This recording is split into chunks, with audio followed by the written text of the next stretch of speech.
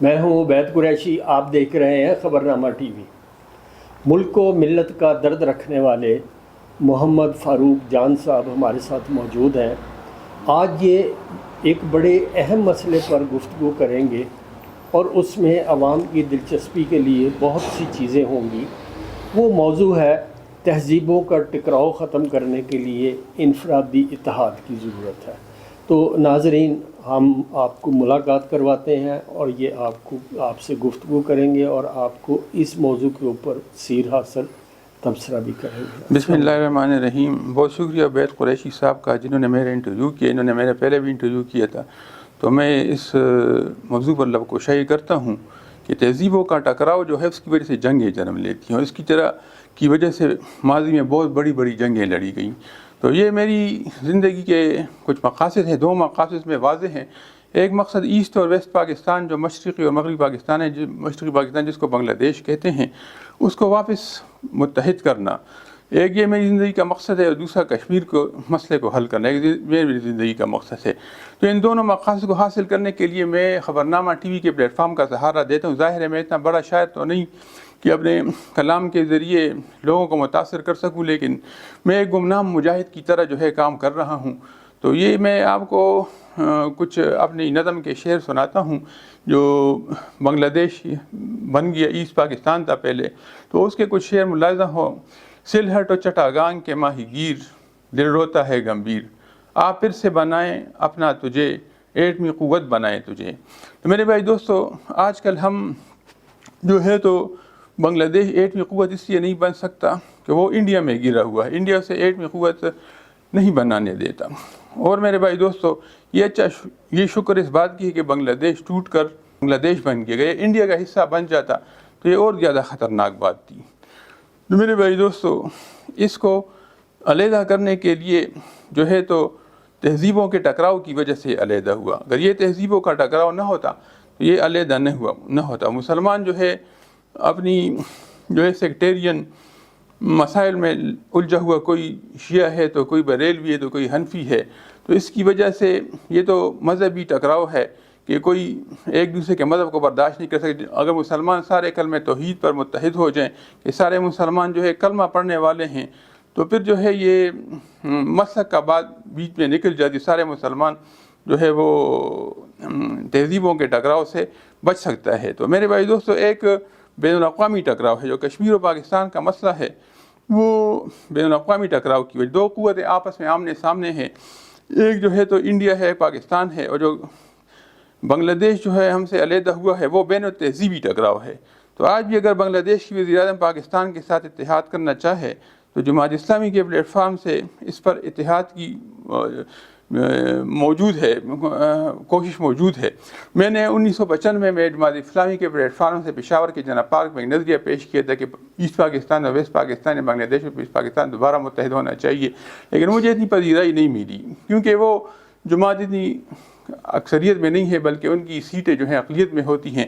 میرے بھائی، اس کے بعد جو ہے تو ملک میں دہشت گردی کا جو ہے سلسلہ شروع ہوا۔ انڈین کو یہ بات پتہ چل گئی، انہیں مسلمانوں کو توڑنے کے لیے مزید دہشت گردی شروع کر دی۔ تو میرے بھائی دوستو، یہ آج کل کے مسائل ہیں۔ اب میں کشمیر پر ایک نظم کے کچھ حصے آپ کو بتاتا ہوں۔ یہ کشمیر جو ہے وہ بین الاقوامی تنازع ہے، اور اس میں جو ہے تو بین الاقوامی قوتیں ہیں، پاکستان اور انڈیا بین الاقوامی قوتیں ہیں، اور انگریزوں نے اس مسئلے کو جو ہے تو ہمارے لیے سرکتا ہوا چھوڑا ہے۔ تو اس سے کچھ شعر عرض ہیں۔ لگی ہے آگ جو کشمیر کی گلیوں میں آج، یہ علامت ہے کہ سیاد کو دینی ہے یہ کس، کسی نے قید جو آزادی افکار کیے، وہ پڑکتا ہوا پرند ہے آزاد سرش، نوائے ظلم سنائی نہیں دیتی کہیں کیوں، دیر ہے انصاف کی دہلیز سے اتری ہوئی کیوں، مسلم اقوام میں ہے نفرت و تقسیم کیوں، خون مسلم کو بہاتا ہے مسلم ہی کیوں، بے خبر عالم اسلام مسائل سے ہے کیوں، ہم نے اب ہمت افکار کی دی ہے یہ نوید، اٹھو کشمیر کی زنجیر کو توڑو یہ عہد جدید، اب کشمیر کی تحریک چلانا ہے مزید، کیا تم اس بات سے غافل ہو کہ ہے اس کی ورید، وقت گزرنے ہے مسئلہ ہوا ہے اور گمبھیر، سوئی اقوام عالم سوئی ہوئی ہے ضمیر، کون سی قوم ہے مسلم کا ساتھ دیتی ہوئی، کون سی قوم کی ہمت ہے مسائل میں کثیر، 7 دہائیوں سے یہ مسئلہ ابھی تک حل طلب، سلگتا رہے گا یہ مسئلہ یوں ہی کب تلک، ہم اسی حال میں مسئلے کا حل چاہتے ہیں، کشمیر کے ارض و باغ جلتے رہیں گے کب تلک، صدا اقوام متحدہ کے عمل میں بدلتی نہیں کیوں، سلوک غیروں کا مسلمانوں کے ساتھ امتیازی ہے کیوں، کون دستک دے گا فلک کے دروازے پر، عالم آفاق سے اس مسئلے کا حل نظر آتا نہیں کیوں؟ سلوکتی آرزوئیں چیخ و پکار گلیوں میں دبکتی جاتی ہے، چیخ و افکار ہے رنگ ندیوں میں، مطمئن گیتی حریت اس کی سسکیوں میں، شور افکار حریت پہنچی قدسیوں میں۔ تو میرے بھائی دوست، یہ نظمیں جو ہیں تو میں نے اس لیے لکھی ہیں کہ میں تہذیبوں کے ٹکراؤ کے بارے میں آپ کو بتا سکوں۔ اب یہ تہذیبوں کا ٹکراؤ کس لیے ہے؟ کافر نے اسلام کو کسی اور طریقے سے سمجھا ہے، اور مسلمان نے اللہ کو کسی اور طریقے سے سمجھا ہے، کافر نے اللہ کو کسی اور طریقے سے سمجھا ہے۔ کافر اللہ کی ذات کو کسی اور طریقے سے اس طرح سمجھا ہے کہ کافر کہتا ہے کہ مجھے اللہ تعالیٰ ڈائریکٹ وحی کرے، جس طرح پیغمبر نے کافی قرآن مجید کی اکثر آیتیں اس پر ہے کہ جو اس پیغمبر پر وحی آتی ہے تو ہم پر بھی وحی آئے۔ میرے بھائی اس جواب کا حل اس کا حل یہ ہے کہ اللہ تعالیٰ ہر کسی سے بات نہیں کیا تھا۔ اللہ تعالیٰ پہلے اپنی شاگردی میں لوگوں کو لیتا ہے، جب اس کی بندگی میں لوگ آ جاتے ہیں تو پھر اللہ تعالیٰ اس کو اپنی وحی دیتا ہے۔ تو کافر کا یہ اعتراض تھا کہ جب اس پر فرشتہ آتا ہے تو ہم پر بھی فرشتہ آئے۔ تو یہ جو ہے تہذیبوں کا ٹکراؤ کا پہلے کہ کافر ریاضت کے بغیر جو ہے تو پیغمبر سے لڑتا ہے کہ یہ پیغمبر پر وحی فرشتہ نازل کرتا ہے تو ہم پر بھی فرشتہ نازل ہو۔ تو میرے بھائی دوست، اس کی وجہ یہ ہے کہ پہلے اس نے شاگردی نہیں کی، اور جو ہے مسلمان نے شاگردی کی ہے اللہ کی، وہ اللہ کو دے کے بغیر اس پر ایمان لاتا ہے کہ اللہ موجود ہے، اور کافر جو ہے وہ اللہ کو دے کے بغیر اس پر ایمان نہیں لاتا، وہ پہلے چاہتا ہے کہ اللہ تعالیٰ مجھ سے باتیں کرے تو پھر میں ایمان لاؤں گا۔ اس کی وجہ سے تہذیبوں کا ٹکراؤ جنم لیتا ہے۔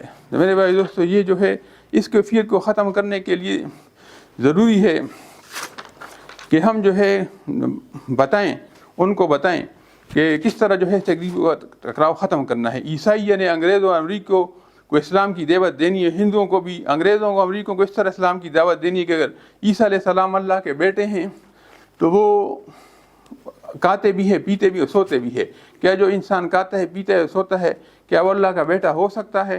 تو اگر یہ وہ بات کو مان لے کہ عیسیٰ علیہ السلام اللہ کے بندے ہیں، تو تہذیبوں کا ٹکراؤ ختم ہو جائے گا، عیسائی مسلمان ہو جائیں گے، کشمیر کا مسئلہ بھی حل ہو جائے گا، اور مشرقی پاکستان جو بین التہذیبی ٹکراؤ ہے مسلمان، وہ آپس میں مسلمانوں کا مسئلہ ہے، تو وہ مسلمان آپس میں ایک دوسرے کے ساتھ اتحاد کریں۔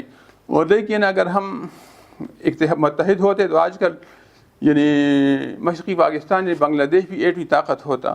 تو اس طرح کافر جو ہے اس نے کشمیر پر قبضہ جمایا ہوا ہے۔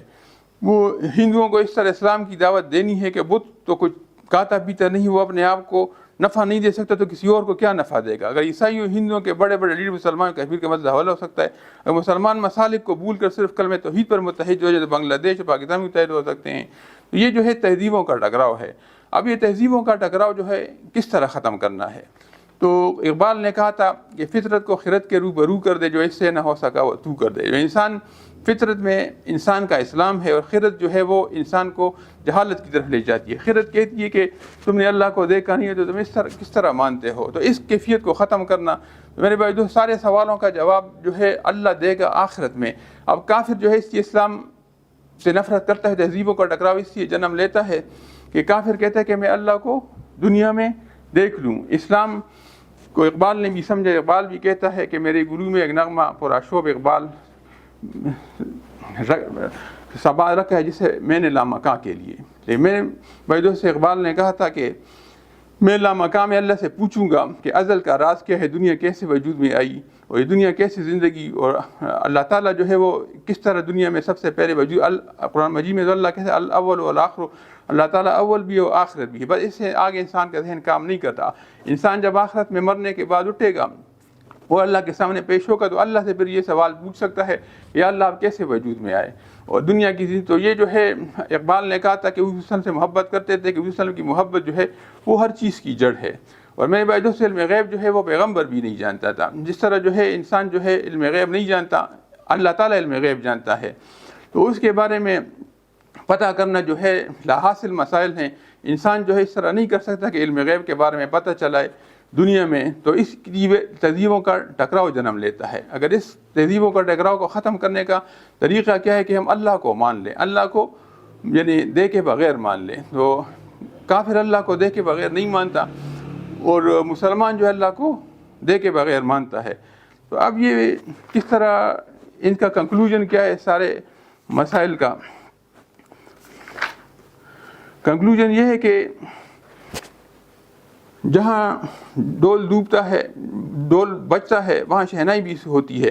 پاکستان کی حکومتوں پر کرپشن کا الزام لگا، پتہ چلا کہ دال میں کچھ کالا ضرور ہے۔ حکومتیں شخصی وقار کو ترجیح دیتی ہیں، فارن پالیسی میں اتحاد کا دست نہیں دیتی، مسلمان ملکوں کا اتحاد ان کا ایجنڈا نہیں ہوتا، اسے آئے روز نیب کی پیشیں بھگتتے ہیں، ایک دوسرے کے ٹانگ کھینچتے ہیں، پیسہ پر پیسہ بناتے ہیں، ملکی مفاد کا کسی کو خیال نہیں، اسلام کو کوئی خیال نہیں۔ بھٹو نے جو ویسٹ پاکستان کو توڑنے کا سبب بنا تھا، زرداری اس کو ماننے کے لیے تیار نہیں کہ اس نے بنگلہ دیش بنایا تھا اپنے نعرے کے لیے۔ بلاول بھی اس کو ماننے کے لیے تیار نہیں، حالانکہ بھٹو سے غلطی یہ بھی تھی کہ بلاول اور زرداری بھٹو کی غلطی پر قوم سے معافی مانگے تو قوم متحد ہونے کی تحریک چلا سکتی۔ تو اپنی غلطی کو سمجھنا، اپنی غلطی کو ماننا، کافر اپنی غلطی کو مانے، مسلمان اپنی غلطی کو مانے۔ مسلمانوں کی غلطی سے بنگلہ دیش بنا، اور کافر کا بھی اس میں ہاتھ چلا کہ مسلمانوں کو تقسیم ہوئے دیکھ کر اس نے اٹیک کر دیا۔ 1971 کی جنگ سے پہلے جو ہے تو حالات بن گئے تھے کہ ایسٹ پاکستان جو ہے تو وہ بن جائے۔ تو میرے بھائی دوست، اس